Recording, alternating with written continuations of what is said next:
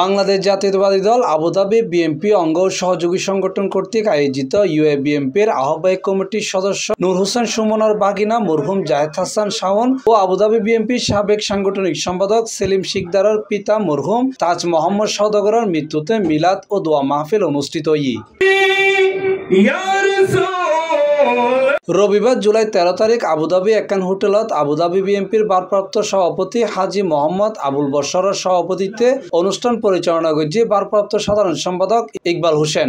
এন্ডের প্রধান অতিথি হিসেবে উপস্থিত আছেন আরব আমিরাত কেন্দ্রীয় বিএনপির আহ্বায়ক কমিটির যুগ্ম আহ্বায়ক আব্দুল সালাম তালুকদার। এই সময় বিশেষ অতিথি হিসেবে আরও উপস্থিত আছেন আমিরাত কেন্দ্রীয় বিএনপির আহ্বায়ক কমিটির অন্যতম সদস্য এস.এম. দিদারুল আলম, আমিরাত কেন্দ্রীয় আহ্বায়ক কমিটির অন্যতম সদস্য নূর হোসেন সুমন, আহ্বায়ক কমিটির সদস্য মাওলানা আবুল কালাম আজাদ, আহ্বায়ক কমিটির সদস্য সাখাওয়াত হোসেন বকুল, আমিরাত কেন্দ্রীয় আহ্বায়ক কমিটির সদস্য ও মুসাফফার বিএনপির সভাপতি রুহুল আমিন। তাদেরকে আল্লাহ যেন জান্নাত নসিব করেন। সজাগ থাকবেন এবং যারা মিডিয়ার মধ্যে লেখালেখি করেন সেই যে নিউজগুলো আছে তার মধ্যে আপনারা আপনাদের কমেন্টসের মধ্যে এগুলো লিখে যাবেন এই আশা। আসলে কি বলবো, বাংলাদেশি ড্রাইভারের মানুষ মানে মনে করেন একটা মানুষ রাস্তায় তাদের বাসের সাথে অ্যাক্সিডেন্ট হয়ে পড়ে মরে গেছে, কিন্তু তাৎক্ষণিক তাকানোর চিন্তাও করেন না।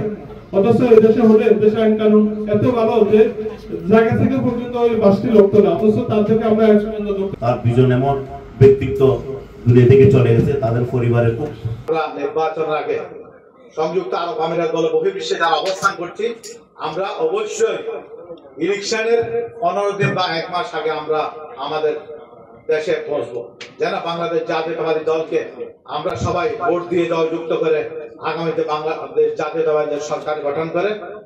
আসলে ওনার সাথে আমার অনেক আবুধাবি বিএনপি ভারপ্রাপ্ত সাধারণ অতিথি চলছিল না আমি জনাব বশর ভাই উপস্থিত করেন, সেই সাথে শুধু একটা অনুরোধ রুবের আসার মাত্রা কামনা করে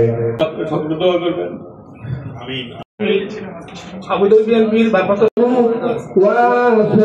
C+ টিভি চট্টগ্রাম।